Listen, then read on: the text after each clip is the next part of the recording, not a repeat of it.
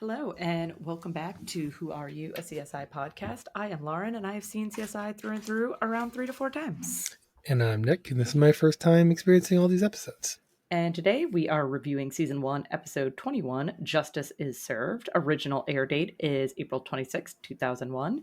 Director is Thomas J. Wright. Writers are Anthony E. Zeiker and Jerry Stahl. And surprise, surprise, we start the episode with shots of the Vegas Strip. But then we go to a street which we assume is in Vegas, and then to a man running. So Yeah. what is the Vegas score for this episode? I'm curious. I do not think I counted the street because I have Okay, that's 9 seconds, 2 shots. Okay. I think we had 2 shots of the strip, and then we had the house, and the house was just not. Or if I did, that shot was pretty quick in of itself. It was quick, yeah. So we end up with a 2 as our score. I thought it was going to be a 1 actually, and then yeah. And a 1 is almost impossible. I think Unless we've had a 0 and not had a 1. Yeah, because it's because a 1 would have to be like a shot of Vegas, but a very short shot of Vegas. Yeah, it's like 4 seconds. And that seems less likely than them just being like, we're not going to show anything of Vegas. Yeah, it has to be like 4 or 5 seconds or less or something, or it gets to be too many points. Yeah, no, that makes sense. So we see a man running, and he hears a growling, which I will say I only know because I watch these episodes with subtitles, and it said like growling, and I was like, I don't hear that watching this show. I feel like I maybe I don't know. I don't have the best hearing, so this could just be me. I can't remember if I'm projecting that because then there is an intense growl. Yes. So I guess maybe I'm just projecting that and remembering. Yeah, and then he is attacked by an animal. Like we hear like an intense growl and like an animal attack him. Yeah. It is then nighttime. So he's running. This gentleman was running during the day. It is dusk, now nighttime. Clearly. He was clearly jogging at dusk after work. I don't think he was. It looked like it was like in the middle of the day.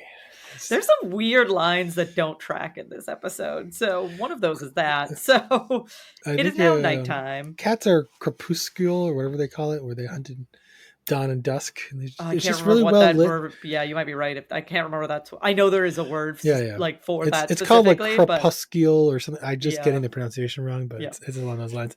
So yeah, you just assume it was at dusk, and then the sun was setting by the time the cops got there. Because I know if I was going to kill somebody, I wouldn't want to do it in broad daylight, in the middle of the day, on what seemed like probably it's a paved trail, or like it's a well-used trail, so it's not like he's in the middle of the woods, away from the general populace. This seems to be like a very common place to be running and out and about, but it's a dog. It doesn't think that far in advance. So we have Grissom, Nick, and Warwick arrive on scene. We quickly learn that it seems that the victim was attacked. Like they're kind of like down this little slope, and so we quickly learn that it seems like the victim was attacked above and then dragged down into the area where they found him. Warwick thinks a mountain lion got him. Yeah, I wrote Puma attack in my notes. Okay, yeah. So Warwick is like mountain lion, and Grissom is like only if it knows how to use a scalpel, because evidently there's scalpel marks on this victim. At that point, I was so confused. I didn't understand why he said that. And then, like, in the next scene, it's not helped because they don't bring it up again right away. No, it takes a little while for them to come to loop back around to that one for sure. I was like, scalpel? What does he mean? Like, is it sharp? Does he say his claws are really sharp or something? No. Because you could see, like, the neck. Yeah. You know what I mean? And so, also, they definitely showed us a toothed animal lunging at him. Yes. And I was like, are we doing this thing where we lie? Animal, like, are we doing the thing where we lie to the audience again? Or we just put it just like straight out lying to the audience to lead them down the wrong way. That didn't last long, but it was kind of funny. No. So we pop on over credits. After credits, we see Grissom in the hallway. He walks into Catherine. Catherine lets him know that she's taking the Carnival case, and Grissom is like, did you just like go through my paperwork? And she's like, oh, did I overstep? Honestly, she probably did overstep in like a normal workplace, but we know how incompetent Grissom is as a boss. So do I blame Catherine for like going in there and finding her own case and making decisions? Not really. No, he wasn't even there. He Was wasn't out even of the there to office. give out cases. Yeah. So Grissom tells her to take Sarah, and she lets him know, don't worry, like she's already going to meet me there. So like she's already a step ahead and has asked Sarah to meet her at the crime scene. And I don't know if I'm wrong or not, but I feel like this is one of the first times, if not the first time, that just Catherine and Sarah have been paired together. Oh, maybe. I have spent some time ruminating on who have I seen and not seen together. Yeah, I feel like but there's been a lot of like 3 people scenes. Yes. We've had a surprising number of those. And then I know Sarah's been off on her own at least twice, I think. Yeah. So I feel like this might be the first time we have just Catherine and Sarah together, which I like. Like we've talked about this in earlier episodes. We like when they kind of change up who's with who as far as working cases go. So if that's true, I enjoy this. So I do I think that this is where this came from, but I wrote down a note about what's with the anti-Carnival sentiment. Yes. Like, these people come into town, they commit crimes, and they move on out. I was like, okay, let's not just categorize an entire group of people. I have heard this used in other sitcoms before. It's like a trope. Yeah. Carnies, man, they get a bad rap. Yeah. So we go to Grissom, Nick, and Warwick with Doc Robbins. We learn that it's not a cat who attacked their victim. The teeth marks, well, this is twofold. One, there were no claw marks, and Doc Robbins is trying to say that, like, if a cat attacks, they always use their claws, which that might be a stretch to see, like, they always use their claws. Like, I would say maybe they predominantly use their claws, but regardless, I've had cats just bite me before. But he says it's not a cat, and in fact, the teeth marks look canine, so they should be looking for an animal of the canine variety, not the feline variety. We then have Catherine and Sarah arriving at the carnival. Catherine gets very upset when they try to reuse a body bag for the victim, and she demands that they use a new bag for the girl. This is kind of our probably our second introduction, because she was already showing some emotion with Grissom of how vested, like how emotionally involved she is in this case. And I'm not saying this is a judgment. I'm just saying this comes up several times in the episode. Sarah goes off to talk to the mom of the victim, and who is presumably, we do learn later this is her fiance, but who we presume is her partner, is there with her. And we see a reenactment from the mother's point of view of the daughter like falling into the water, her trying to like grab after her and not being able to find her, and screaming on the ride. We then pop back over to Nick and Warwick. They are back at their crime scene, collecting poop, collecting scat, because this is an animal case, and as someone who ran an animal rescue for a long time and who currently has 8 animals in my house, animals mean poop. You can't really separate animal care from poop. It just sadly they are very intertwined. I have unfortunately had animal poop on my hands today. I have not. No? I have to think. No, I have. Yes, no, I have. You currently have the problem when you walk the dog. It's sort of a blessing, a curse when they poop on the fallen leaves and you're trying to pick it up in the doggy bag. I just grab the leaves with the I don't care. I'm like, it's all coming in. I have the much larger dog. It covers a lot more leaves, and also fair. It's hard to like get the bag tied, so you can stop it from smelling for the rest of the walk. And so it's kind of like Lola's what, like 50, 60 pounds? 80. Holy crud! She's a chonker. Oh my goodness! She's like a lot of muscle too. Because she's not tall. Like she's not short, but she's not like a tall She's kind of stubby, because like our other dog is 85 pounds, but he is taller. Like inches on her and shoulder height. Gooba is way taller. And he's got a huge head. He does have a giant head. But yeah, Lola is she's short and stocky.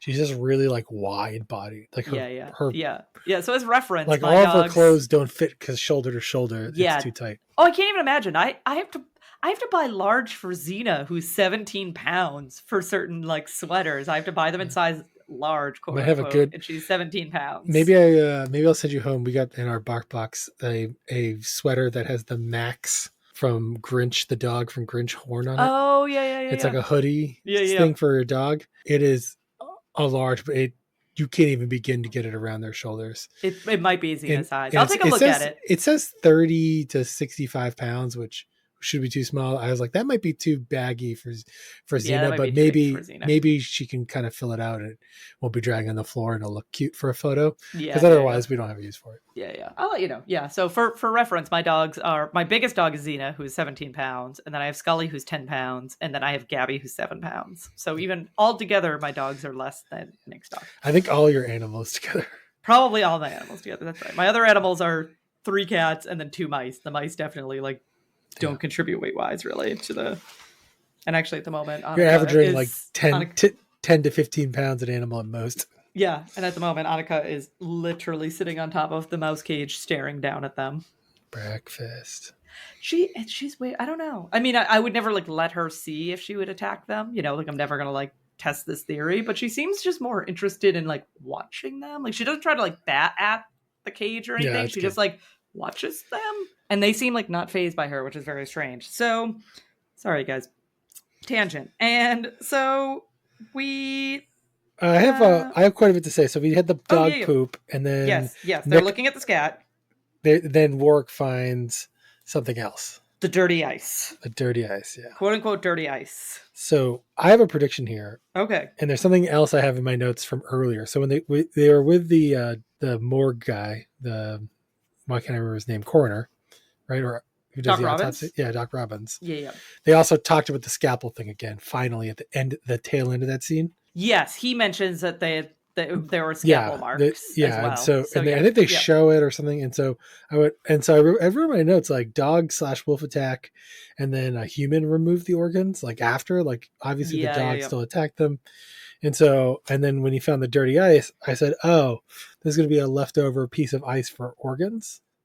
I didn't quite get exactly the other piece of this dirty ice. I was kind of wait, but how is there still ice?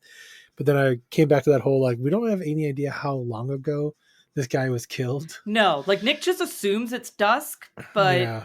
Or what the weather is like in Las Vegas at this time. Yeah, and I wonder if they cut out a scene with someone estimating time of death. I wonder if that got cut out where they were oh, yeah, he passed away. Because sometimes they'll come on scene and then, take their liver temp and be yeah, I think they passed away, 6 hours ago. So I wonder if that scene got cut, and so Nick's line would have made more sense. Yeah. So this is the first part of a series of smaller predictions that are close. They're not quite 100%. Spoiler alert, we find out the ice is dry ice. I have some science facts with Nick on that later. And I will also say it takes a while for us to learn that. It takes a while to come back to the dirty ice. It's way later in the episode that they come back to what quote unquote what the dirty ice is. Yeah, they've started this pattern where they introduce a piece of evidence in sort of the second round that just kind of gets stashed away for them to revisit late in the episode, and then they typically introduce a character who have now become super suspect of any character where you really get to meet them 30 minutes into the episode. They're the killer 50% of the time right now. Because you're that's just how this works. We return to the carnival, and we also have our spot the guest star for this episode. The ride operator is one Lee Ehrenberg, who I primarily know. Nick and I were talking about this before the episode. He said this in a joking fashion, and I said, no, that's actually primarily where I know him from.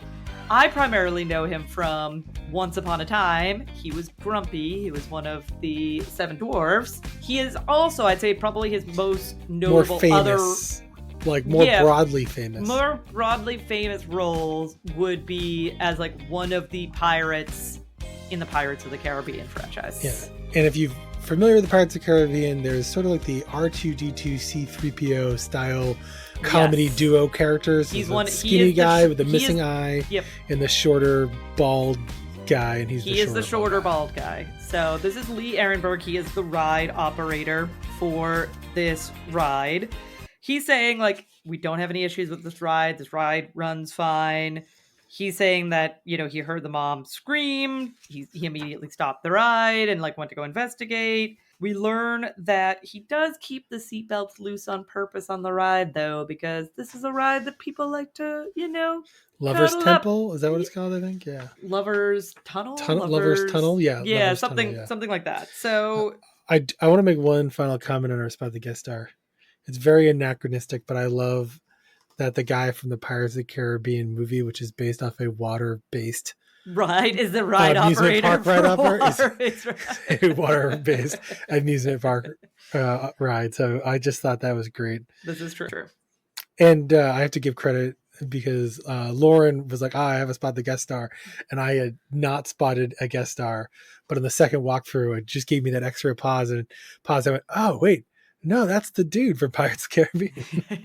That must be the guy, because I was like, who is she talking about? I don't know anybody of these people. Yep, Lee Ehrenberg. So Catherine enters the ride. She notices some damage to the track, and then she also finds a hammer in the water. She sees the end of the handle sticking out, and then pulls it out, and ends up finding a hammer. So she confronts a Carney. I say Carney because we don't have his name at this point. I'm not saying this in a derogatory manner. I'm just saying this because we don't. I have no other identifying earlier I used marks. The word Carney, and I immediately went, is that a safe word to use? Probably not. I don't know. I feel like it isn't. I don't know. As someone who has not worked at a carnival, it's probably not cool for me to say. Carnival worker? I'm not sure. So An employee. Accuses of him tampering with the evidence. She lies to him and says that in Nevada they have mandatory drug testing and forces him to take a drug test, but that's not true. There's not mandatory drug testing. So again, would this hold up in court had this sample been actually a true sample? Probably not, because she lied to get it. This might be I have a lot of notes from this section. So that first carnival worker, not the owner who takes the P test, but the other guy. Yeah. He really takes it on the chin. He's having that conversation. He has real guilt, I feel like. Yeah, he seems really upset about what happened. Yeah. But there's another thing. This is it's been a while since we've had one of these. But there might be a product placement here. They have been using the same cameras this whole series. And there's this digital camera she pulls out to take a picture of the hammer or whatever inside, and they kind of the way it's framed. I didn't look it up, but I wrote down at the time, I said, I bet you that camera was cutting edge at this time. I wrote, is this a product placement ? So I kind of forgot to double check it, but so potential product placement. They didn't say the name, but you could read the name on the front side, and they didn't really spend that long on it. Yeah. So I'm not 100% certain, and it doesn't come up again. I kept waiting to see if she used it many times throughout the episode. Yeah. She only took that one photo, but also that hammer thing was really kind of there and gone. Yeah. So it could have been an add-in at the end. Yeah, that's true. Oh, we got a camera response. Okay, we'll make her find a hammer in the water, and then we'll say the guy fixed her. I don't know. You know what I mean? Yeah. But it's been a while since we've had a product placement, and I thought that might be one. So I wanted to toss that one out there. Yeah. It's kind of on the fringe. It wasn't as obvious as some of the some of the early on ones. Yeah. And then I just have to say that the whole game of chicken with peeing in the cup, where she's pee right now, the guy starts to go he's gonna pee right in front of her, and that was weird. She doesn't flinch, right? Yeah, she's whip it out and make it happen. I love that scene for Kat. That's a great Kat, because she has that sort of you can't embarrass her. Yeah. She's seen worse. Whatever you got going on. She's a tough woman in the best of ways. Yeah, I was it's so great. It's so great. We head on over to Grissom in his office. Greg Sanders enters. We learn that the dog who bit the jogger only has 41 teeth. He does not have a full set of doggo teeth. Grissom kind of schools Greg Sanders that paw prints do not equal fingerprints, which Greg Sanders understands, but he does say that the size of the paw print can indicate the size of the dog, and this dog was at least 100 pounds. And then this was another one of those lines in this episode where I was like, did they reshoot this? Did they it was very stumbly. So Grissom says from the bite mold, the teeth mold. Yep. That the dog is a Great Dane Mastiff mix. He says this very definitively. He's it's a Great Dane. it's a Great Dane Mastiff mix. And then like 10 seconds later, he reads the actual results, which say it's either a Great Dane or a Great Dane mix. And nothing about it being a Mastiff. No. So I was like, how do you know that this is a Great Dane Mastiff mix? Nothing in the results say that. I wrote down after the first time after you said the first part, I wrote down word for word. I'll read it. There is a 0% chance that a tooth impression, and I thought they were talking about a single tooth at first. Yeah, they meant the whole jaw. But we'll give you a mixed breed dog match. No, like no way. Once you start mixing the DNA, there's so much variability, and also like a lot of times people think, oh, this dog is 50 this, 50 that, and then they do their DNA tests in our modern day, this, and it's like it's like 40, 38, 12. Like, and then you're like, how do they even get to those numbers? How do they even get those combinations? And it's like there's just so many things that could affect it. And then they did the thing, okay, it's square. They said something like it's a square thing, it's indicative of a Dane or Dane mix, and I was like, well, where did the Mastiff come from?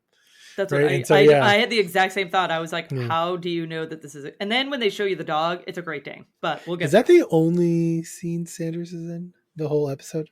No. Okay. He's in one other one. Or at least one other one. I have him in my notes for at least one other one. We then go to Nick and Warwick. They're investigating the scat. There is no human tissue found in it. So it's like premium dog kibble, but not human tissue. And Grissom enters, they have a bit of a conversation, and then O'Reilly pops in and says that he thinks he found like a possible dog match. There's an aggressive Great Dane mix that ripped the testicle off of a meter reader, and maybe we should go talk to that owner about that dog. I was thinking about like how they did this, right? So they obviously very common these days to have to register your animal. Yes. Right. And so, okay, there's so many dogs registered. And you got to register if there's a bite incident. You do have. Like, certainly in that case they would. But I was like, oh yeah. So they probably first look to see, okay, are there any police reports for these dogs? They find one, they follow up with that one first. Yeah. So that explains why they move so quickly. And it sounded like they talked to the neighbors too. Yeah, I think they might have done some, which I think is just good police work, which I think you don't get a lot of O'Reilly, so it's good when they show like he's doing like he's get this feeling that like, well, they're working the evidence, he's out there like canvassing and talking, doing the beat work. So O'Reilly joins us. He continues on with us in this episode. O'Reilly and Grissom arrive at a house. It belongs to Susan Hillridge. The dog who we see ends up jumping on Grissom. We learn that the dog's name is Simba, and Dr. Hillridge is trying to claim that her aggressive dog was actually her old dog, Dickie, but she had to put him down because he was aggressive. Simba's not aggressive. He just like gets loose and wanders the neighborhood and attacks like trash cans and such. But Simba is missing a tooth, Grissom notices. So score one against lovely Simba, because Simba looks like a beautiful dog. And obviously this is like a well-trained acting dog, and so it's super adorable and like jumping up playfully on Grissom and being super cute. Also, definitely not a Mastiff mix. That dog is definitely pure Great Dane. It's a Great Dane. Yeah. It's a Great Dane. And we learn that Susan Hildridge is a doctor of nutrition. So we do, because they'd already dropped hints about we think the murderer is a doctor because they had like the surgical skill to remove these organs. So we learn that she is a doctor. She's a doctor of nutrition. They don't clarify what doctor of nutrition means. I mean, there are definitely doctors who specialize in nutrition and things around nutrition. But I also thought like it'd be really funny if you find out that she just has like a PhD. Yeah. Nutrition. Yeah, you can be a doctor and not have surgical skill. Yeah. Or a DO. Yeah. For those DOs out there. Yeah. So Nick had just asked if we had another scene with Greg Sanders. We do, because now we go to Catherine with Greg Sanders waiting for the tox results. Do they continue with the doctor and Grissom in the house? Does that come back? That's later. We come back around to that. Okay, because I do have a prediction at that point that I made while she was making the shake. That comes back around. We'll be there in a little bit. So Catherine's with Greg Sanders waiting on the tox results, and we learn that the result came back clean for somebody on the pill. So we learned that he used somebody else's urine to pass the drug test because he is probably not on an estrogen-based pill.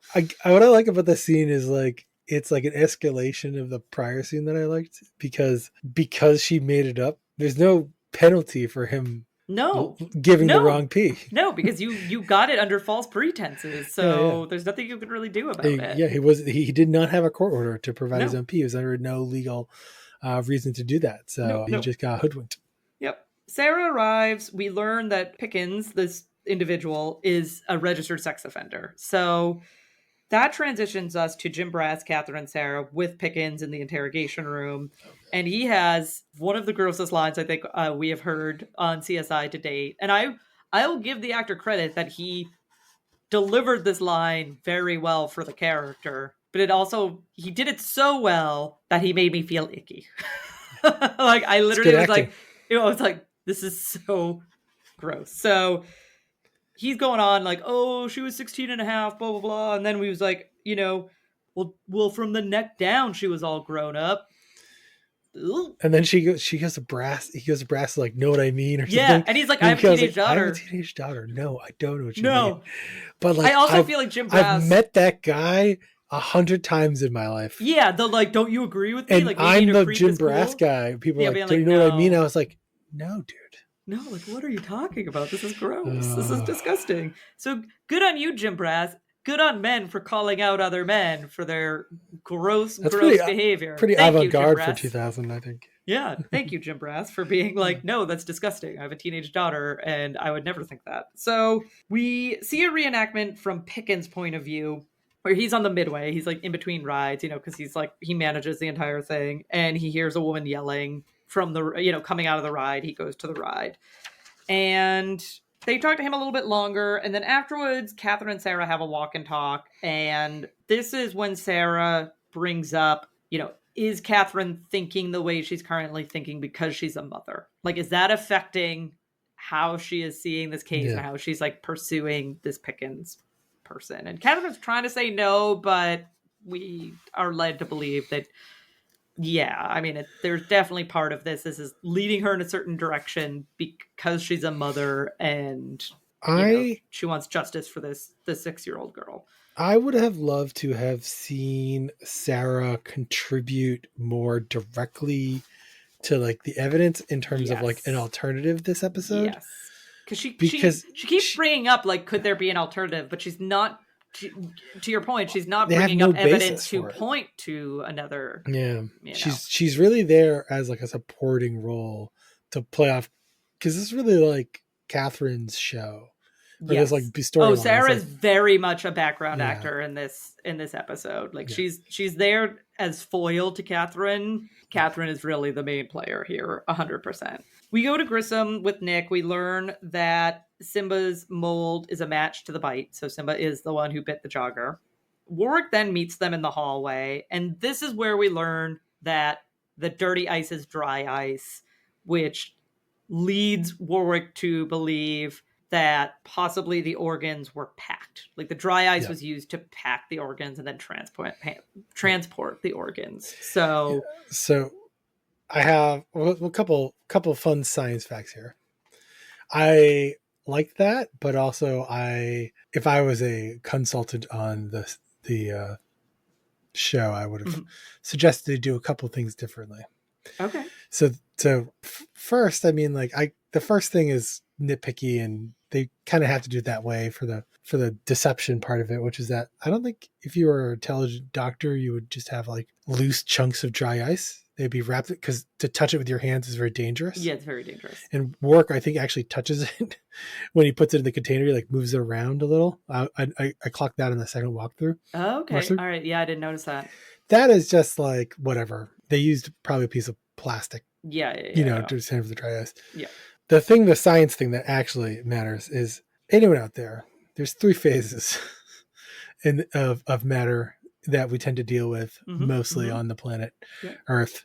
There are other phases that you don't interact with as much: liquid, solid, and gas. Yeah. Well, we go from a solid usually to a liquid and then to a gas.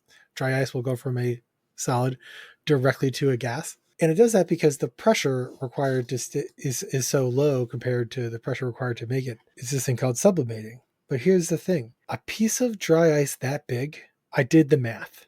It would expand to over. It's actually smaller than I thought it would be, Okay. but it would expand in size to over 5 liters. So like oh wow, more than a okay. gallon jug yeah, of yeah. milk, right? Yeah. And so that little container, if Wouldn't it have was been going able to to be hold it. waterproof, it would probably be airproof. Yeah. And it wouldn't be able to contain it. It would probably bust or distort, and then the seal would fail. Yeah, and it would come out. And that is just such a small nitpicky science thing. But I thought it'd be really funny if they showed up and said in work was like, remember that piece of ice? Yeah, it blew up the container. Yeah, like here's the container now. And then you'd have like a cheeky moment where Grissom went, oh, it turned directly into a gas or something, right? Yeah, and Nick would be like, what are you talking about? And work would be like, had to be dry ice. Had to be dry ice. You know, it's like they would gladly have written that scene if they had thought of it. Yeah. And I was like, it just shows up. It didn't melt. It evaporated. I was like, okay, when I've had things in my like blow up on me in my life because because gas is evaporated. Yeah. I was like, so that was my science correction of this episode. All right. Okay, I like it. We go to Nick, Warwick, and Grissom searching the doctor's home. Nick finds poop in the backyard. Poop just keeps coming up again. If you have pets, it just is unavoidable. Looked really weird in the backyard. I think they did that on purpose because they later tell us it had human blood in it. Yeah, we learned it. Yeah, we learn a few scenes later that it has human tissue why is it pink? Yeah, it's a bit strange. This is then the scene you were asking about with Grissom in the kitchen with the doctor. This is when she's preparing the shake. She's talking about like how we should be treating bodies like a temple and yada yada yada, and how Grissom is like low in folic acid and blah blah blah. This is that scene. Based on my notes, I guess I mirrored this down when they first introduced her because I think they asked her if she works with athletes and stuff. Yeah. Because I wrote down. Because it's kind of like the dry ice note is actually after that. So, but I wrote down that I bet she takes the organs for superfood to give to her athlete clients, which is not correct. It's not correct, but it is along the right vein. It is on the right. It's, we're starting to beep in the right direction. But I just saw like the health nut, like over the top nutritionism and like, oh, I bet she's like, trying to get the benefits. They actually went I would say a very different direction. Yes. Because she didn't have to be a nutritionist for her to do all these other things for why she needed it. But it was a good, and I like that. I like that it's like, oh, made me think, oh, maybe it's like, okay, yeah, I think we all figured out that she's going to be the bad guy. There's no one else. Yeah. It wasn't just a random we don't dog. learn why she's the bad guy, her motivation behind being the bad guy until they give us a red herring or two. I really like that. They do. That's where I say like these types of episodes are very well written. Yeah. So I really like that. And it got me close. It got me to thinking along the right lines. Didn't quite get me there. And I think that's what makes an episode really good. Yeah. We close out the scene with Warwick showing Grissom like a surgery kit that he found. So they're going to run some tests on this, this kind of antique surgery kit to see if it possibly could have been used to extract some organs from some joggers. We return to Catherine and Sarah there with Doc Robbins. We learn that the girl's cause of death is drowning, but we also learn, or we're also discussing, that the victim was 3 feet tall, but the water was only like 1.5 feet tall. So basically there's like, unless something was going on, there's no reason she should have drowned. She should have just been able to stand up and like be fine. They would have known if she hit her head, for instance. Yeah. Yes, there was no other injuries on. The only injury she had on her was a fractured forearm, a spiral fraction, which they deduce is from someone like pulling her arm behind, like wrapping her arm behind her. And before they leave, Catherine tells Doc Robbins that she wants to make sure that this death is classified as a homicide. Because he's saying like, oh, I might put it down as accidental or unknown. And she's like, you marked this as a homicide. I know it's a homicide. As Catherine's leaving the morgue, she runs into the mother. The mother's just kind of like, oh, do you know what happened at the carnival? And I'm saying this in a weird voice because she speaks in a very strange voice. And Catherine is kind of saying like, did you notice if someone, could someone have pulled your daughter out of the car? Did you notice that? And the mother's saying like, no, I just thought it was an accident. You hear about all these bad things happening at carnivals all the time. You don't think it's going to happen to you, but then it does. We then go, this is a bit of an odd scene. I'm very disappointed with myself for this scene. Oh, this because didn't like raise enough red flags for no, you. it did. I literally wrote down, "Is mom in on this?" This scene is so weird. It's so weird. But It's so weird. But when I make a prediction, I put a P in a big circle. So I can follow them and track them. Yeah. And it's like, that's usually my sign to myself that like this thought process that I'm having, I'm doubling down on it. Yeah. I'm saying this is my prediction. I'll say it out loud. Yeah. But this one, I was just like, I don't know. And so I didn't commit to it. But when I watched it the second time, it was still so weird that I went, why did you not commit to the bit here? I should have had that. Yeah. And obviously it's everything's perfect in hindsight, but I was like, I was so close, but I cannot give myself credit for a prediction because I wrote it down and it was like, no, I don't know if that's true. It seems a little far-fetched. Doing all this good mom Catherine stuff. I didn't think they'd be juxtaposing it with crazy mom. Also, we already had one psychopath plot line. I didn't think we were going to have a second psychopath plot line. They're like, let's just throw all the psychopaths where we're like pretending to be normal. Yeah. So we have our first throwback in this episode where we have Grissom at a funeral home run by the guy who Sarah exposed for like reusing coffins. And Grissom for some reason is asking... By the way, calling it the first throwback scene of the episode. There's another one coming up later. Because I had to look at IMDb because I was like, wait, is that the I think it is. It's been a while. It is. And for some reason, Grissom is going to him about organ theft. Like, I don't... This is a very weird scene. Like, he's probably the nephew of someone... No, I don't know. And basically, this funeral director knows all about prices. All about prices for organs and what the stakes of organ theft would be. But, like, he only knows this, like, third or fourth hand, not directly. We then learn that the scat found by the jogger and the scat in the backyard match. So they're both Simba's scat. And we also learned that the backyard sample does have human tissue in it. So Simba ate some people's, or at least a person, ate some jogger. And a very specific person. Yeah, so the jogger. They confirm that it's the jogger's human tissue. And then we also learn... I just love the premise at this point. It's like, all right, we know this woman's dog ate this person. She didn't say the dog got out yesterday, like when we came by. Well, she did a whole like, oh, not again, blah blah blah, kind of acting like maybe he did, and but like it's like okay, we definitely know that she's the. yeah. Again, this storyline is not so much did she do it. It's more of a question of why she did it. I call this like details around the death. I call this out because they're like, we can't arrest her right now. Yeah. We don't have enough to go on. Yeah.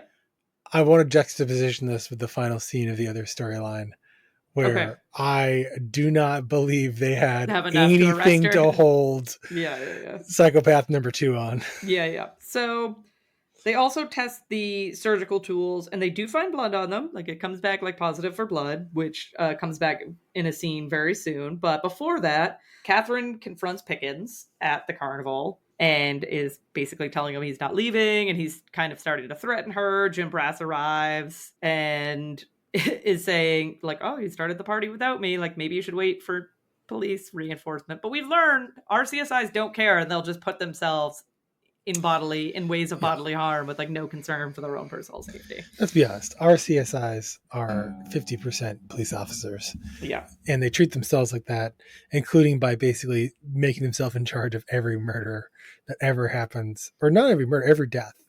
Yeah. That ever happens in the Las Vegas area, and basically boss around all the police officers. Yes. All day long. I didn't mention this earlier, but I was like, do you need 3 senior CSI people to work a dog attack crime scene? Yeah. Like, is there really nothing else going on in Las Vegas tonight? Evidently not. Evidently it's a low crime day. But that's how you know it's a main storyline. Yeah, 3 people. Exactly. You have 3 people on it. Speaking of 3 people, we have Nick and Warwick in Grissom's office. We learned that the blood on the surgical tools is 50 to 200 years old. So that is not going to be the smoking gun that Nick and Warwick thought it was going to be, because it's probably blood from when the tools were actually used. I It's want to not know the how they Joker's know blood. that. That seems They like said something about not. dating it or aging it, but I don't think they went into like specifics about how they actually did Okay, that. I want to know how they knew that. With this is the CSI time travel effect. Yes, this is the Right. CSI time It's travel. like Yeah, how I did they want to know know. this in 10 minutes? Yeah. Plus, I'm sure Sanders is still backlogged from all those deputy DNA tests that he was swamped with last Yes, episode. last episode. Yeah. Work, or I mean, when Grissom threw the cart across the room. Yeah. Oh, that was a few A episodes ago, couple but yeah. episodes. Yeah. We also then learn that Grissom has a visitor. So the doctor arrives. She brings folic acid for Grissom. We are seeing the workers bringing in the items from her house. So she's saying, like, hey, I'm here because, my house is chaos and you're having them take everything from, like, my kitchen and my office and, blah, blah, blah. And Grissom starts to infer maybe she's selling these organs. Like, maybe she's harvesting these organs and selling them. And this is when she tells Grissom that she's disappointed in him and that she such a thinks good scene. that he is like that she thought he was smarter than that. So she's basically telling him, I did it. You haven't figured out why. It, but you're not getting the why. Why are you not smart enough to get the why of why I did this? You get that I did it, but like you're going down the wrong path of why I did it. So we then see Warwick spraying down items from her kitchen to test for blood, right? Like doing with luminol or something similar. And when they flick on the lights, we see that there is blood in her blender. That her blender is all like blued up, showing that there was blood in there.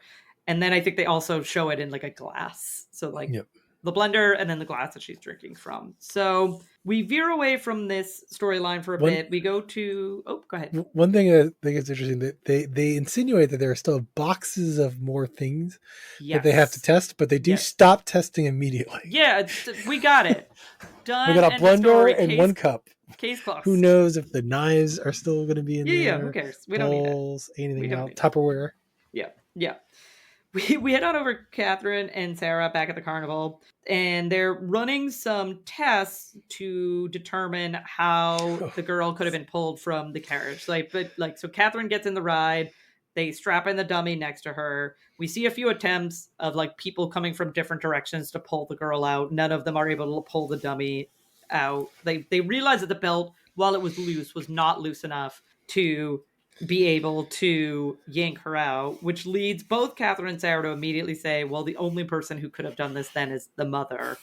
And then I didn't look this up because, again, of course, I watched this episode right before we recorded. But Catherine's like, oh, I should have known.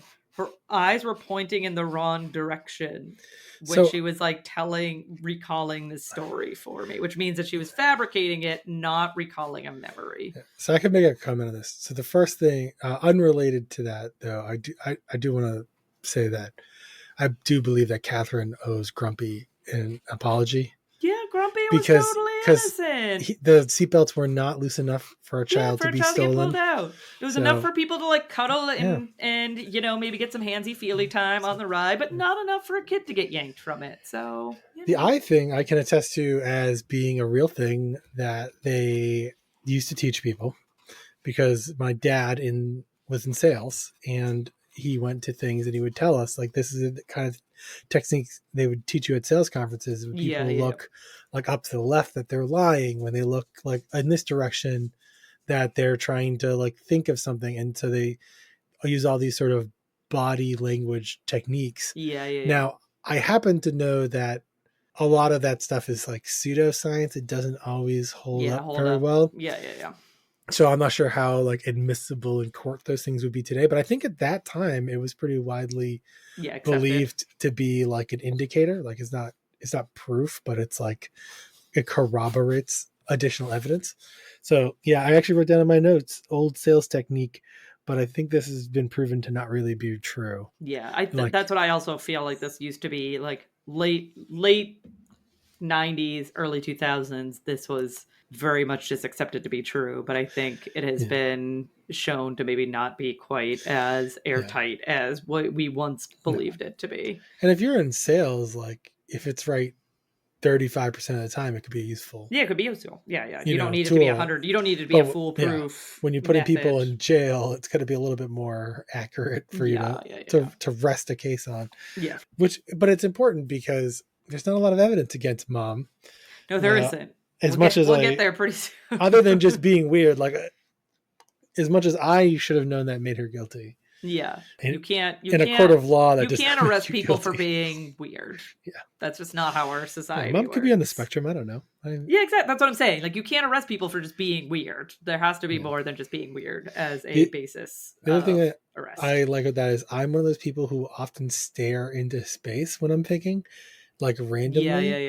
Yeah. And I do it when I talk to people all the time. It's something that I try to work on because I think it's a really disconnecting for the people that I'm talking to. Yeah, because it makes them feel like you're not paying attention to them, which is not like necessarily the case, but like it's a lot easier with webcams now because I'm almost never looking at the person I'm talking to. I'm always looking at their photo on a screen, which is not their eyes. No, I have a very hard time looking at people straight in the eyes when I'm talking to them. That feels very intense for me. Like, it feels like confrontational, and I know that like it's not, but I definitely struggle with that. So we then go to Grissom with O'Reilly. They're in the interrogation room with the doctor. Mr. Grissom, you're looking grim. I'm afraid I don't have a supplement for that. We found blood in your kitchen blender. The lab has matched it to the dead jogger. Had to happen eventually. Why? You're the scientist. I should have thought you'd figured that out.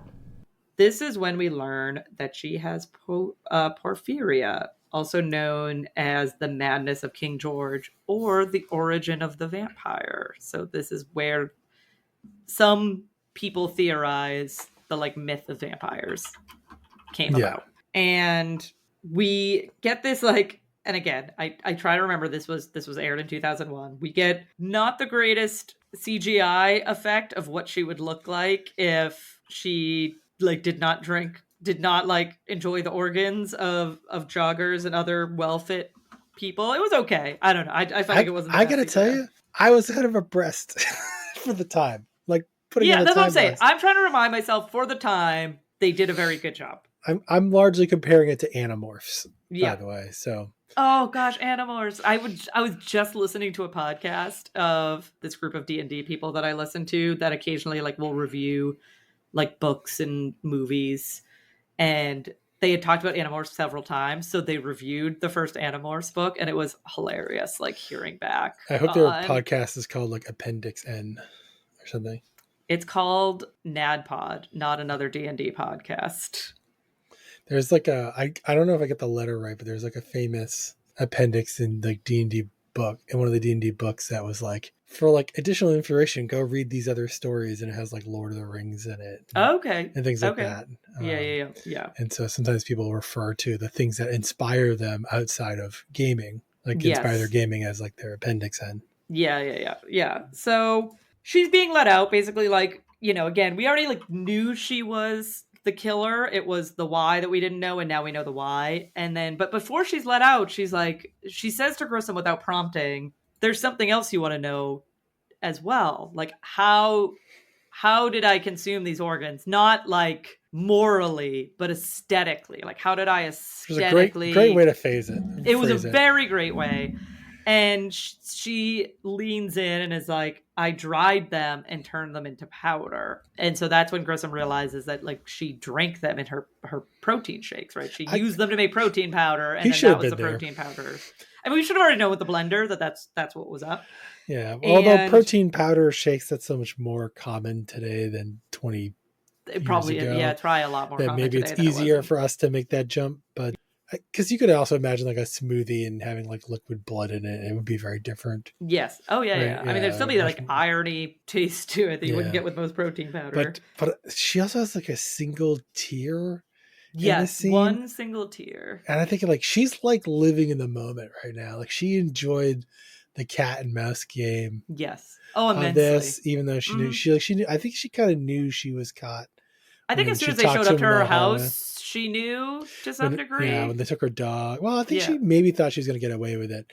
I think she probably knew when she showed up with the folic acid because they were going to get all her stuff. They were going to test it. They were going to be able to close the loop, and which is why she was a little flustered, I think, in that scene for somebody who's otherwise very unemotional in the episode. Yeah. But she's also focusing on this bond with Grissom, right? She's like, she's yeah. totally into him. Yeah, yeah.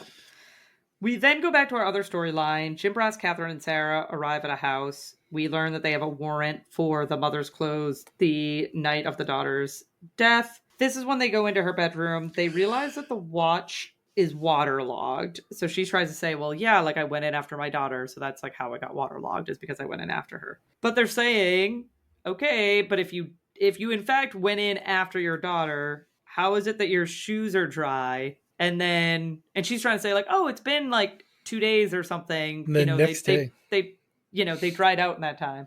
Which again, this is Arizona. It's dry heat. Like if you left your shoes outside, there is a chance that they could dry in that time period. So then they go a step further and they say, okay, great. Like I guess we can't necessarily say that about the shoes, but like the lining on the inside of them is blue. And so if they were wet, your white socks would be stained blue and your white socks are still like perfectly white. So like you didn't get your feet. Yeah. This is where like, if this were the middle of the episode, they would bring the shoes back to this thing and put fake feet in them and socks and get them wet and show that they should have made the socks wet. Right. Yeah. Or is the socks blue instead of just like assuming it? Yeah. Which is why we don't have enough time. We don't have enough time left in this episode to do that. And because like she could have been standing off to the side, like maybe she didn't have to leave the car. They weren't there. They don't really know how in the water she was, right? Right. Yeah, and so she certainly has a lot of defenses. But man, that boyfriend, I wrote down really bad lawyer number 3 for the show because he immediately like, this is is anything they're saying true? Like he immediately turns. He immediately is like, no, wait, why'd you let her answer the first question? You're standing right there. I know. Don't answer that question, honey. Yeah, don't say anything. Don't say anything.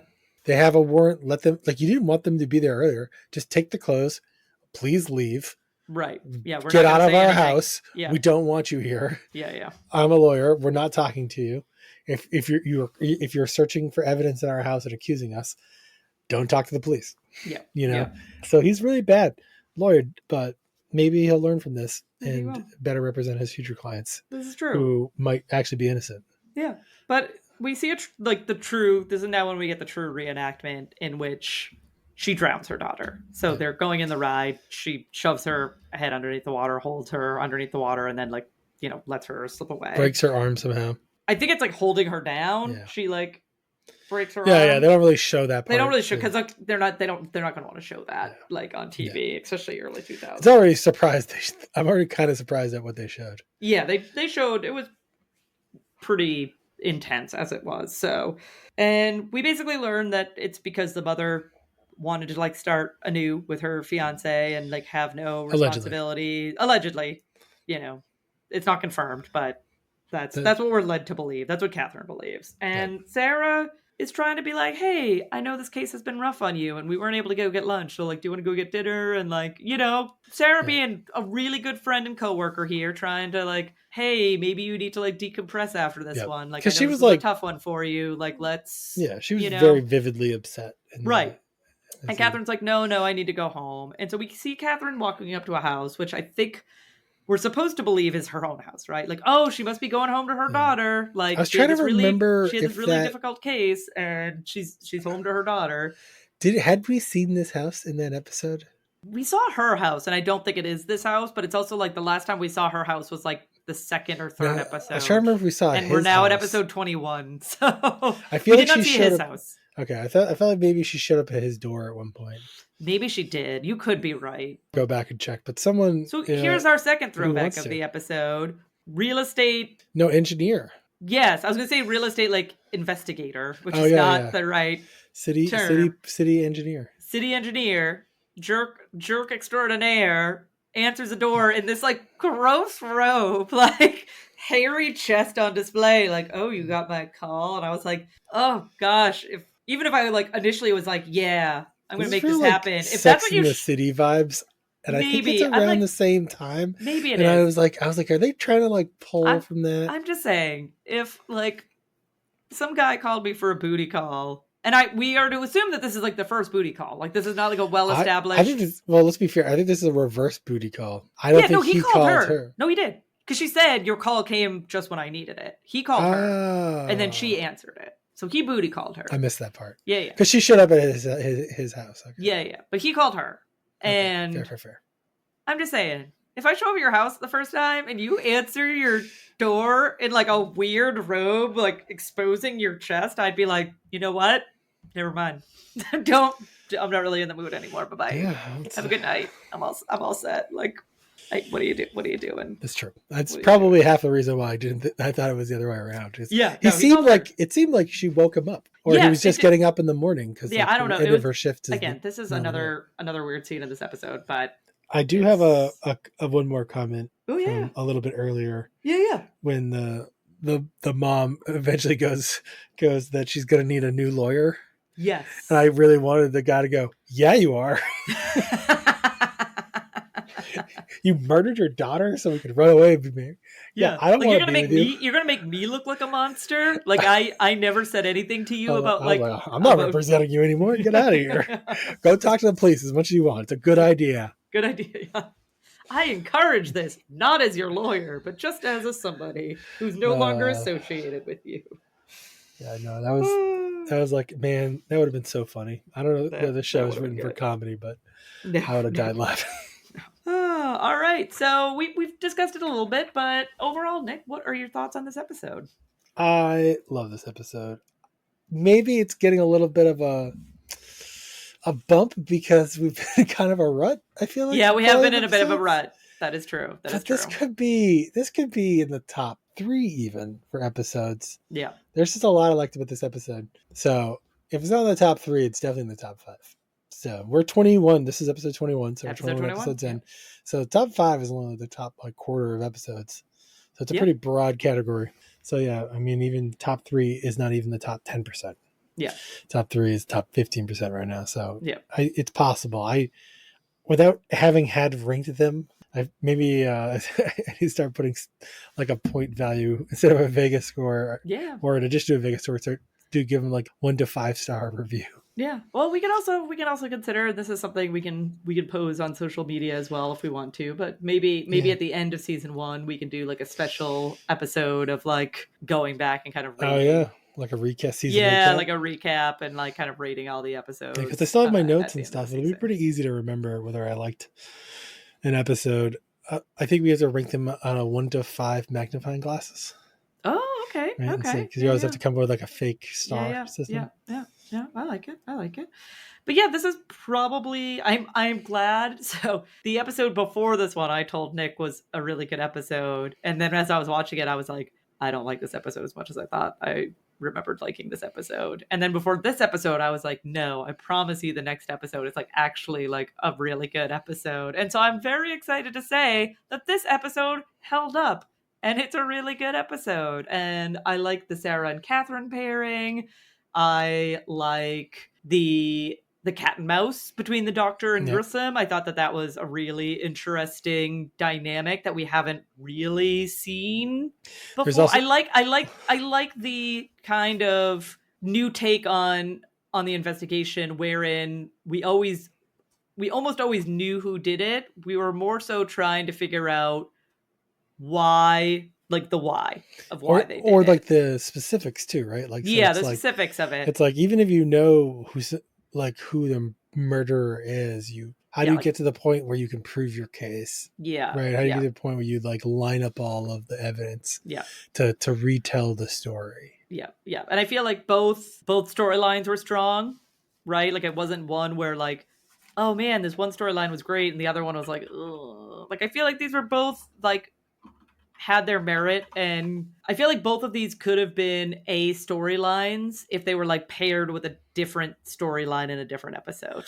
I agree. I 100% think there is a lot more meat on the table for the Catherine storyline. Yeah, that they probably weren't able to get to because it was like the B storyline technically. Yeah, and and a lot of that comes back to Sarah's role. She could have had a much bigger role. You know, I mentioned that Sarah, she got her supporting role. I also had to send a screenshot to Lauren earlier this week that when I looked on IMDb, that it's like CSI investigator Nick Stokes, CSI Warwick Brown, CSI investigator Catherine, I forget what her last, and then it's like Sarah Seidel. It doesn't say CSI. Doesn't say CSI in front of it. I was like, wow, I'm throwing so much shade here. So much shade. I was like, but doesn't deserve it. The guesses there's like a weird legal thing with the Screen Actors Guild and what you call things and what they were built, like what role she was hired for. Yeah. And then they liked her and they kept her on, you know what I mean? Yeah, and all that stuff. There's a lot of weird. I went to hopefully next season they start calling her CSI. Hopefully they do. I went to, speaking of weird SAG stuff, I went to Rhode Island Comic-Con. Mm-hmm. And I went to the Star Trek panel because for those who don't know, I'm a complete Star Trek nerd. Brent Spiner was a lovely individual, and he told me a funny story about Lauren Bacall. But went to the Star Trek panel, and because the strike was still going on during Rhode Island Comic-Con, all the questions you could not like reference their character names. You couldn't reference the name of shows. Like, it was the most awkward trying to phrase questions without using like, oh, hey, on Next Gen, like when this happens. So you'd have to be like, hey, from that show that like you are primarily known from, like, you know, blah, blah, blah, whatever question. And it was the weirdest panel I've ever been on. And not, you know, it wasn't their fault. Like, they were just trying to operate under, you know, the strike guidelines, and I fully support unions, and I am glad that it seems that they've you know, reached some level of an agreement which will benefit them. But it was a very weird panel. But sorry, off track again, my friends. But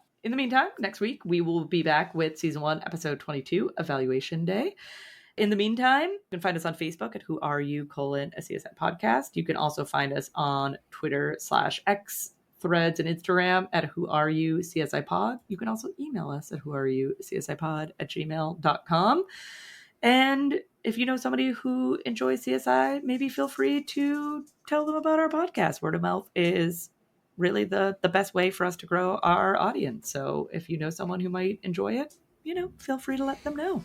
Just tell someone about us. Yeah, just tell someone about us. Even if they don't like CSI. It's a line from another podcast I hear. Oh, is it? If you really want to help us, just tell someone about us. Just tell someone about us. Yeah, just, you know, just let somebody else know.